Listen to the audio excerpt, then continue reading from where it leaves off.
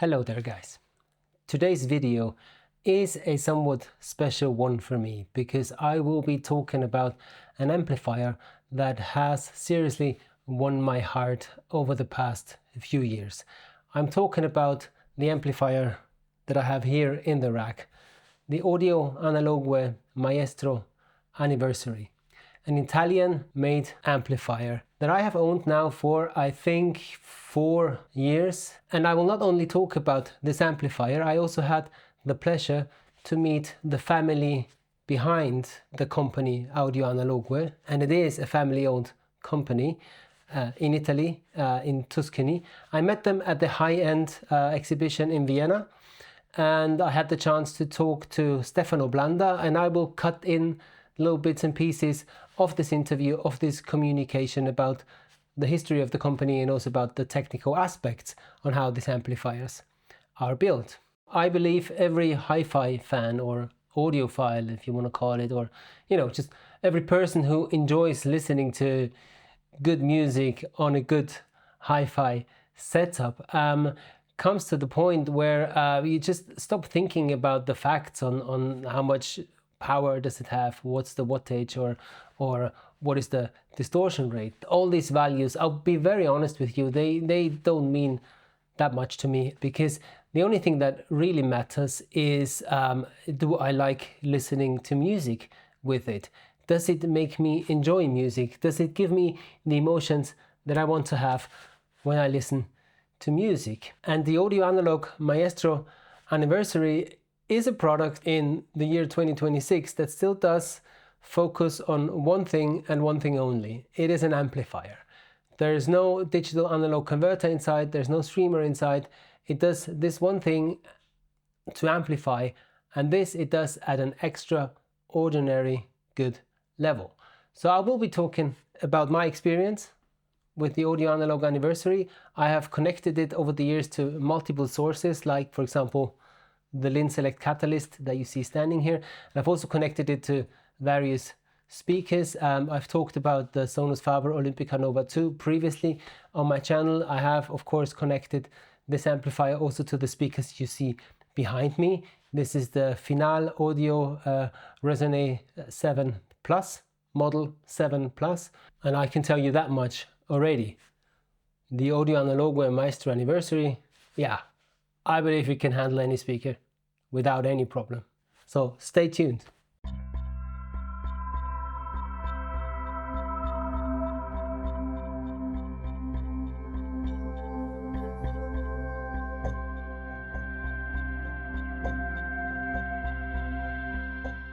Before I start talking about the sound characteristics of the unit itself, of the Audio Analogue Maestro Anniversary, I want to spend a few seconds talking about the company Audio Analogue, or Airtech, that is behind the development of this unit.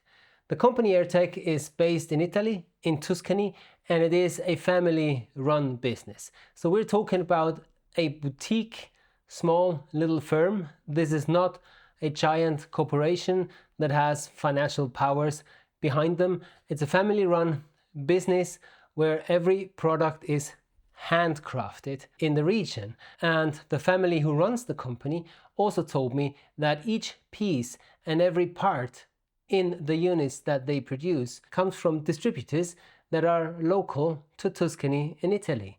And this is a concept that I like. Yeah, I don't know why, but I always had a little fable and small companies that do things with passion always are a little bit closer to my heart than big corporations are. Historically speaking, the one product that was kind of a breakthrough for the company Audio Analogue was the amplifier Puccini. Puccini was the first amplifier where a technology was implemented called Global Zero Feedback. I've had the pleasure to meet Stephano Blanda, the man running Audio Analogue at the high end, and I asked him to tell us about this technology, what the benefits of these technologies are, and I will put this video in just right after this. And I also asked him to tell us about the system that was on display on the high end, because it was not this amplifier. They had a huge 300 watt Class A amplifier playing there with their own speakers. But with this, I'll hand over to Stephano Blanda. Zero feedback, zero global feedback. Yes. What is the benefit? Basically, it is something special in the design, because makes the amplifiers not sensitive to the load. So you can use even very low impedances speakers without any problem. In this case, you just choose the amplifier and the speakers on the base about how difficult is the speaker, the sensitivity, how big is the room, but we can drive also the speakers that for sure are not easy already with the Puccini Anniversary, for example, without any problem. Fantastic, fantastic, fantastic. Stefano, tell us, Hi. What are we listening to here? Okay, this year we are presenting in the system some news. Starting by the amp, we talk about the Absolute 3.0. That is some kind of alternative version to the original Absolute. I mean, the bass is the same, almost the same circuit design, but in this case we don't have the option to have 50 watts class A or 150 class AB, but just 300 watts class AB. So very powerful amplifier. Also in this case fully balanced and zero global feedback design, so with a lot of current delivery and punch to drive our speakers. That are the Airtech ATS01 hybrid speakers. We have, as you see, these are panel speakers, isodynamic with a double emission, the same exactly in front and back. It is a magnetostatic technology using neodymium magnets. Quite efficient speaker to be a panel, 87 dBs at 4 ohms. And to support the bass frequency, there is also a 6-inch driver from Morel that is in the bottom side of the speakers. It's completely passive speaker. The sources are, we just traditionally use CD, so we have the AA drive and AA DAC. Something new over here is that they are connected to our new power line treatments under the brand BCD. One for each unit. In practice there is a special transformer inside that makes some kind of good filtering, especially for the digital devices. So any CD, DA converter or streamer can further improve using this kind of devices. But they work also with analog devices like preamp or phono power or phono amps, or also with turntables, even if we have no explanation about the reason why they work also with turntables. All connections are made with Airtech cables. Fantastic. Yeah. The first impressions are very clearly the size is quite substantial. It's actually a very long amplifier with almost 50 centimeters, although the feet are closer together, so you can fit it on racks with a 40 centimeter width. The weight is also substantial, 35 kilogram. So lifting this boy, I usually call a friend to help me out, because I really have to take care of my back. And then look at the physical appearance, huge heat sinks. And if you open it up, you see two massive toroidal transformers that deliver the power for the amplification of this unit. And this is what this unit is. It's an amplifier. There's no streamer, there's no DAC inside. It is built in a dual mono design with totally separated analog pathways. Looking at this size factor, one may expect a bold presentation of the music, and it is quite the opposite. This amplifier presents music in such a refined and effortless and calm way, yet it has the ability to be room filling of the sound. It never sounds busy, it never sounds, I don't know, stressed or anything. It never sounds like it is trying to impress you with some details. It's not trying to impress you in the first 5 minutes with massive bass reproduction. It's just all very natural, and it's all very real, and it just sounds very right. It just sounds correct, the way music should sound. It allows music to emerge in such a natural way in the room, and it just makes you, me and my wife, who is always my listening partner if you are following this channel on our sessions, it makes us listening to music, because it has such a refinement in microdynamics and in the micro details, for example in vocals, that seriously get under your skin. The polite calmness of the presentation is something that I have learned to value a lot over the past years, especially when I switch out to other amplifiers. I also like that when I change the systems and I get systems into my living room that are trying to impress me with super details and hard bass. I also enjoy that, but I very much also enjoy coming back to this politeness and to this just natural correctness and realism of music that the audio analogue is capable of presenting.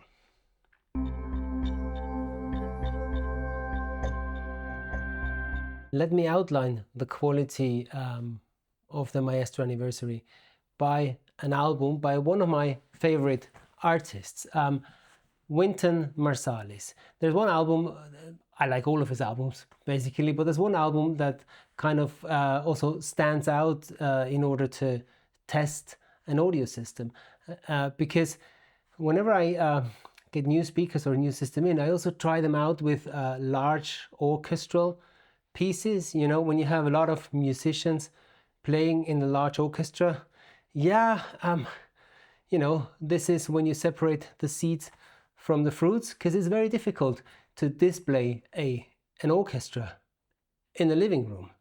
And the album I'm talking about is Swing Symphony, and it is Wynton Marsalis plays in it, and also the St. Louis Symphonic Orchestra. So it's a huge orchestra, and I was struck by the quality, the way the audio analog presented this. So it was easy to pick out each and every single instrument, yet there was full harmony of this musical piece, of every musical piece in this album. And orchestral pieces are usually very dynamic. You know, you have this silent passages, and then you have a whole set of I don't know, violins coming in, and you need very good amplification to present this dynamic of a large orchestra in a hi-fi setup. And the audio analog was perfectly capable of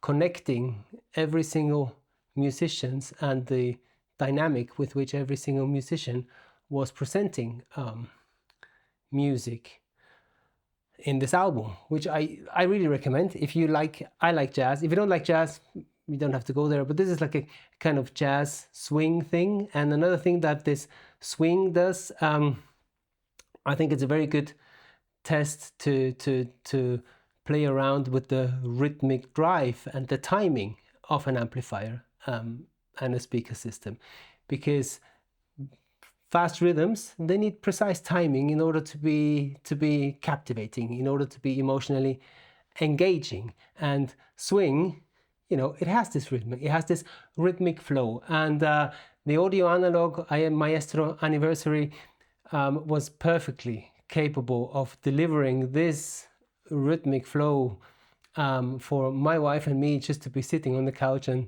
you know, with a smile in our faces. Oh yeah, groovy. Very beautiful. And another category that are particularly difficult to display for any hi-fi setup are human voices, because human voices are full of micro nuances and micro details where our hearing, our brain is extremely trained to listen to. This is why we can discern a lot of nuances and differences in human voices, because biology has trained us to listen for these things. So displaying human voices and singing with an audio setup, yeah, that's difficult. I want to mention one singer today, Melanie De Biasio, the album Lily. She produces beautiful music if you are a fan of emotionally touching female voices. We are, my wife and I are. And I have to mention my wife here again, because she is a very critical listener when it comes especially to singer-songwriter stuff, and especially to music like from Melanie De Biasio, because she wants to get this intimacy of a singer. She wants to be there in the room with them. She wants to close her eyes and just have the feeling as if the singer is sitting here in front of you singing just for you, and be emotionally captivating. So the reality of our listening sessions is very often that, you know, I'm here and I'm setting it up, and my wife's sitting here, and then she says, maybe we could try another cable. Maybe it gets a little bit better with another cable. We can fine tune the sound of this and that and this and that, until she gets this emotionally captivating feeling. And the Audio Analogue Maestro Anniversary is very much capable of delivering this intimacy of human voices, because it has this capability of refined and calm and effortless presentation of all the microdynamics that happen with human voices. And at least to my experience with the cables I have here, it wasn't that picky when it came to cabling. You know, you just get a pretty good cable and yeah, you're settled, you're fine, because the quality this unit delivers will serve almost all loudspeakers quite nicely.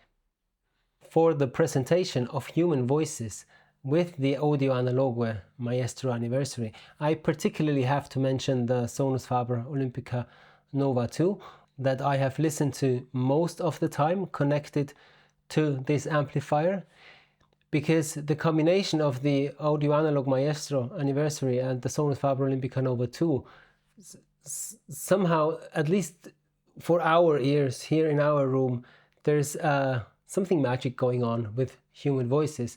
Nothing is enlarged, nothing is artificial, nothing is, you know, trying to impress you with force by all means. It just sounds very, very natural and real. And I'm very sure that there is many other speakers out there that are also very much capable of presenting this realism and this fine nuanced refinement in human voices.